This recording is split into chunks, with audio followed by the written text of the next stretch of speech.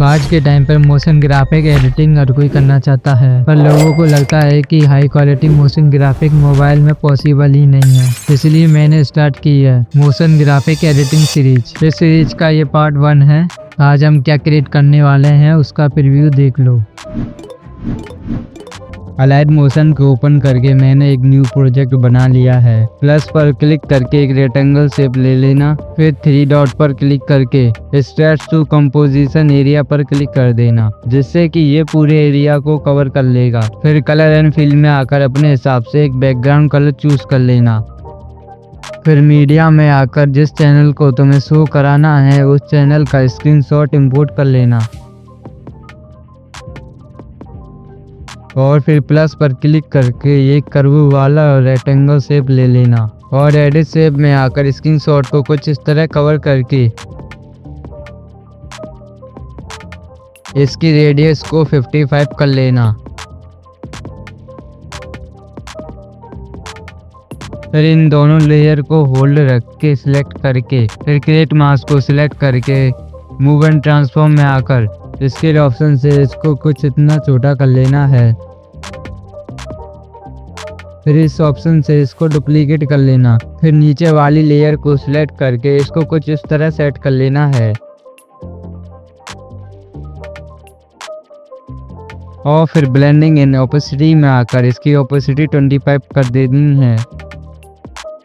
फिर इस ऑप्शन से नीचे वाली लेयर को ऊपर वाली लेयर से कनेक्ट कर देना है। फिर प्लस पर क्लिक करके ऑब्जेक्ट एंड एलिमेंट में आकर नल ऑब्जेक्ट को ले लेना है और फिर ऊपर वाली लेयर को सिलेक्ट करके यहाँ पर क्लिक करके नल 1 से कनेक्ट कर देना है, जिससे अब ये दोनों लेयर नल 1 से कंट्रोल हो पाएंगी। अब नल 1 को सिलेक्ट करके मूव एंड ट्रांसफॉर्म में आकर स्टार्टिंग में एक की फ्रेम देंगे और सेकंड की फ्रेम 15 फ्रेम पर देंगे और सेम की फ्रेम स्केल ऑप्शन में भी देंगे, एक की फ्रेम 15 फ्रेम पर और एक की फ्रेम स्टार्टिंग में। फिर मूव एंड ट्रांसफॉर्म में आकर फर्स्ट की फ्रेम पर रहकर इसको कुछ इस तरह राइट सेट कर देंगे और फिर स्केल में फर्स्ट की फ्रेम पर रहकर इसको कुछ इस तरह छोटा कर देंगे। अब आपको एक की फ्रेम उस जगह लगाना है जहाँ तक आपको ये शो कराना है। मुझे तो ये कुछ पल तक ही रखना है और एक की फ्रेम 21 फ्रेम पर लगाऊंगा और एक की फ्रेम 1 सेकंड पर लगाऊंगा और सेम की फ्रेम स्केल में भी लगाएंगे। फिर सेकंड की फ्रेम पर रहकर इसको लेफ्ट साइड कर देना और स्केल में आकर सेकंड की फ्रेम पर रहकर इसको छोटा कर देना है।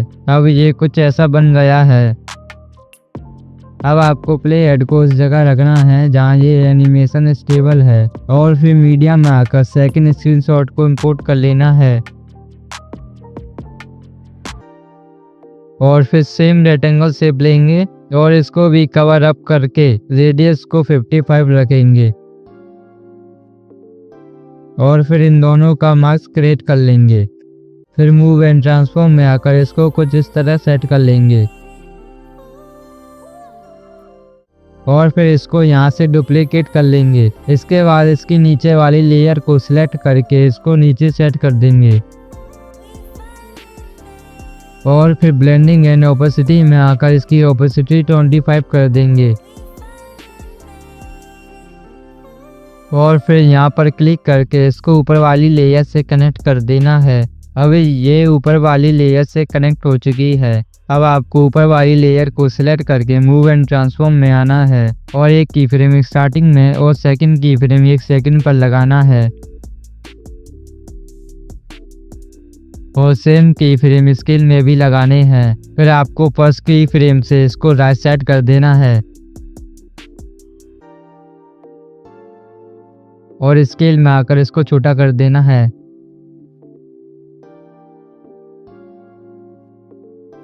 अब आपको एक की फ्रेम उस जगह लगाना है जहाँ तक आपको ये शो कराना है और move and transform and scale दोनों में लगाएंगे। फिर प्लस पर क्लिक करके ऑब्जेक्ट एंड एलिमेंट से नल 2 को ऐड कर लेना है और ऊपर वाली लेयर को सिलेक्ट करके यहाँ से नल 2 से कनेक्ट कर देना है और फिर नल 2 को सिलेक्ट करके मूव एंड ट्रांसफॉर्म में आकर एक की फ्रेम स्टार्टिंग में और सेकंड की फ्रेम इससे आप सेकंड आगे देंगे और सेम की फ्रेम स्केल में भी देने हैं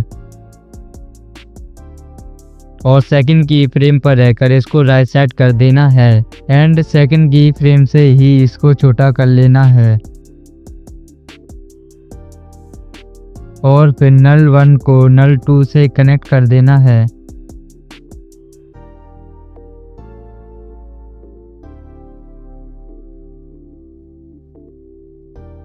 अब आपको प्ले हेड को नल 1 के स्टार्टिंग के की फ्रेम पर रखना है और फिर प्लस पर क्लिक करके मीडिया में आकर थर्ड स्क्रीनशॉट को इंपोर्ट कर लेंगे और फिर प्लस पर क्लिक करके एक रेक्टेंगल शेप ऐड करेंगे एंड एडिट शेप में आकर इसको कवर अप कर लेंगे और रेडियस को 55 कर देंगे और फिर इन दोनों लेयर को होल्ड रखकर सेकंड ऑप्शन वाला मार्क्स क्रिएट कर लेंगे। फिर इसको सिलेक्ट करके मूव एंड ट्रांसफॉर्म में आकर इसको छोटा कर कुछ इस तरह सेट कर लेना है और फिर इसको यहाँ से डुप्लीकेट कर लेना है। फिर नीचे वाली लेयर को सिलेक्ट करके यहाँ से इसको ऊपर वाली लेयर से कनेक्ट कर देना है।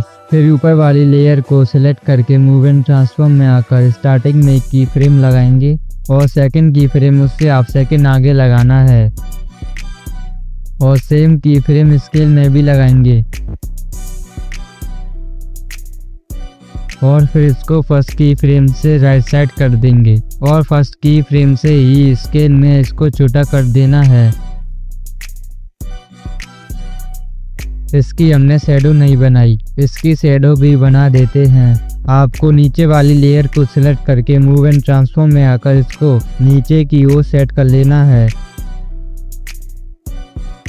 एंड फिर ब्लेंडिंग एंड ओपेसिटी में आकर इसकी ओपेसिटी 25% कर देनी है। बस अब हमारा एनिमेशन लगभग कंप्लीट हो चुका है बट अभी इसको और भी प्रोफेशनल बनाना है। इसके एंड में ये एरिया खराब लग रहा है, पहले इसको सेट करते हैं। इसके लिए आपको एक और स्क्रीनशॉट इंपोर्ट कर लेना है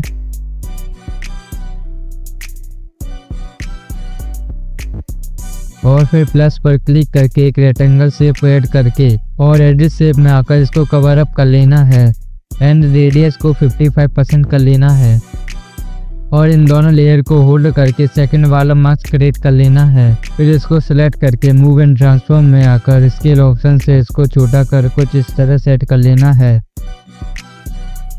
फिर इसको डुप्लीकेट करके नीचे वाली लेयर को सेलेक्ट करके ऊपर वाली लेयर से कनेक्ट कर देना है।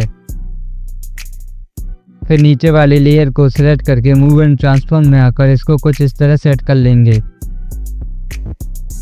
और फिर ब्लेंडिंग एंड ओपेसिटी में आकर इसकी ओपेसिटी 25% कर देनी है। फिर ऊपर वाली लेयर को सिलेक्ट करके मूव एंड ट्रांसफॉर्म में आकर इसको राइट साइड ड्रैग करके एंड फिर स्केल वाले ऑप्शन से इसको कुछ इस तरह सेट कर लेना है एंड फिर स्केल वाले ऑप्शन से इसको कुछ इस तरह छोटा कर लेना है और स्केल में रहकर स्टार्टिंग में एक की फ्रेम देना एंड सेकंड की फ्रेम उससे थोड़ा आगे देना एंड सेकंड की फ्रेम से इसका साइज थोड़ा बढ़ा लेना है। अब इन दोनों लेयर को एक एक करके नीचे वाली लेयर के नीचे कर देना है। अब आपको प्ले हेड को सेट करके यहाँ पर क्लिक करके और लेयर को सिलेक्ट करके यहाँ से पीछे का पार्ट कट कर देना है।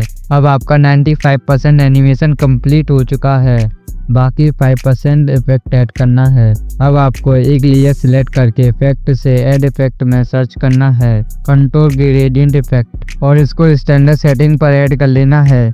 अब तुम अपने हिसाब से ग्रेडियंट बना सकते हो एंड मैं कुछ इस तरह का ग्रेडियंट बना रहा हूँ एंड 3 डॉट पर क्लिक करके इसको कॉपी कर लेना है और फिर सभी लेयर में एक एक कर पेस्ट कर देना है।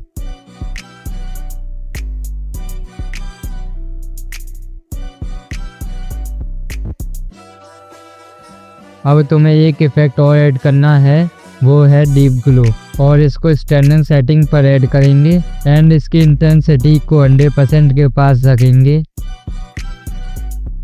और तुम अपने हिसाब से देख लेना और इसे भी कॉपी कर सभी लेयर में पेस्ट कर देंगे एक एक कर। इसको मैं जल्दी से कर देता हूँ, शायद अभी तुम्हें फर्क नहीं दिख रहा होगा बट जब तुम अपने फ़ोन में एडिट करोगे जब तुम्हें पता चलेगा। अब बस फाइनल चीज़ बची है ग्राफ ऐड करना, जिससे एनिमेशन एकदम स्मूथ हो जाएगा। सिंपली तुम्हें नल वन को सिलेक्ट करना है और प्ले हेड को की फ्रेम के बीच में लेकर ग्राफ पर क्लिक करना है और इसको कुछ इस तरह सेट कर देना है और यहाँ 3 डॉट पर क्लिक करके इसको कॉपी कर लेना है और एक एक करके सभी की फ्रेम के बीच में ग्राफ को पेस्ट कर देना है। इसको मैं जल्दी से करके दिखाता हूँ।